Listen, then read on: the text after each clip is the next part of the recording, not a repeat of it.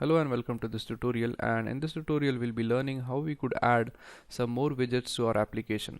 Now in the previous tutorial we have already learned how you could add a button, and we have already learned how you could set up the layout of the button and also how we could change the background color of the button as well as the background color of the layout.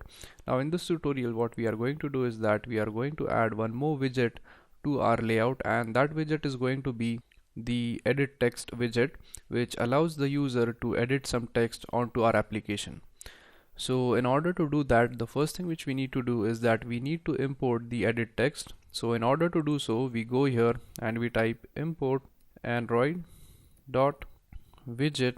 As it is widget, it is present in the widget package, so we type Android dot widget dot edit text, and it is going to import the edit text for us. Now let's go ahead and create the object for edit text in a similar fashion in which we have created the object of the button right over here. So in the same fashion we go ahead and create the object for edit text. So we type edit text, and let's say we name the edit text as, let's say we want to accept the username, so we type edit text username equals new edit text, and in the parameters we are going to specify this. Now once this is done, the next thing which we do is we set IDs to the edit text as well as the button. Now what happens is that whenever you want to use some of these widgets for further application, we need certain IDs so that we could call them or reference them by using these IDs. So it is important that you set IDs to the button as well as the text. So we go ahead and create IDs for each of them. So let's go ahead and create the ID for the button first. So we type my button, and then in order to set some ID for it, we type dot set ID, and this set ID method is going to set the ID up for us. So for example, let's say we set this ID to, let's say, 1, and in case of the username we set the ID to 2. So we type the name, which is username, and then we type dot set ID, and let's name this ID as 2.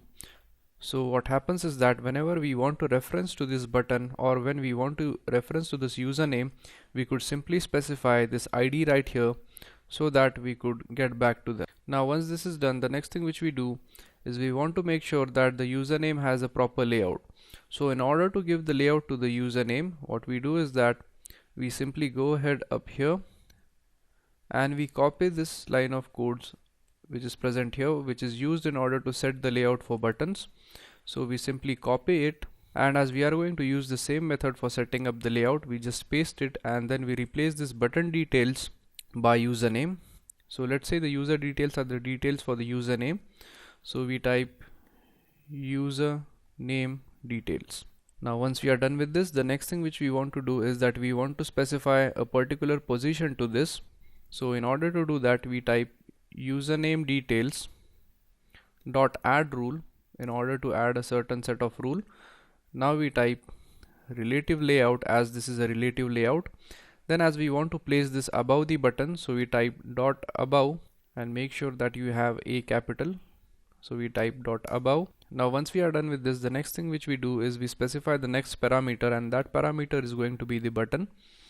So we type my button dot get ID, which is going to get the ID. Now once this is done, what we want to do is that we want to align this username in the center.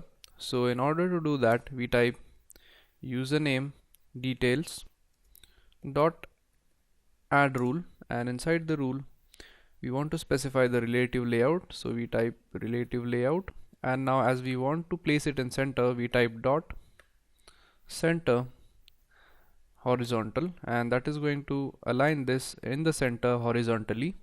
Now once this is done, the next thing which we want to make sure that it has some specific set of margins.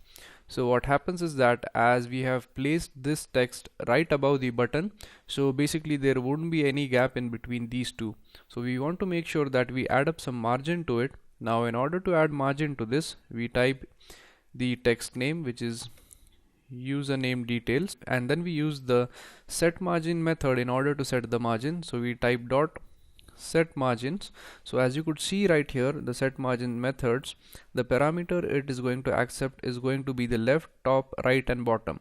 So in the first parameter you are going to specify the margin which is to be left to the left side, then we have the margin which we want to leave on the top, then we have the margin to the right, and finally we have the margin to the bottom. So as in this case, as we only want to specify the margin to the bottom, so what we do is that in the set margin methods, the first three parameters are going to be 0, and let's say the third parameter which we want to use is 50. So basically in the bottommost parameter we want to specify the margin of 50 pixels, so we add 50 to the end of it. Now once this is done, the next thing which we want to do is that we want to add the username onto the layout. So we type my layout, which is our layout name. Then we use the method add view in order to add this username onto the layout. So we type dot add view username, and the details of the username are username details. Now once this is done, we have successfully added this onto the layout. Now in order to check if our application performs correctly, we save the code and we run it on the emulator. So as you could see, our application is up and running, and we have the button right here, and we also have the text box over here, and we could enter any text onto this text box. So if you want to enter text, we simply click on it, and when we click on it, as you could see that the keyboard pops up and we could type any text onto this. So basically we have created the text box successfully, and what happens is that as you could see, the size of the text box is very small. So in the next tutorial what we'll be doing is that we are going to learn how you could resize this text box by using DIP, which is called as the density independent pixels. So basically as you could see that we have the text box, we have the button, and we also have the margin of 50 pixels right in between them, and that is because we have used the set margins method in order to set the margins between them. So in the next tutorial we'll be learning how we could increase the size of this text box by using density independent pixels. So thank you very much for watching this tutorial, and I'll see you guys in the next tutorial. Thank you.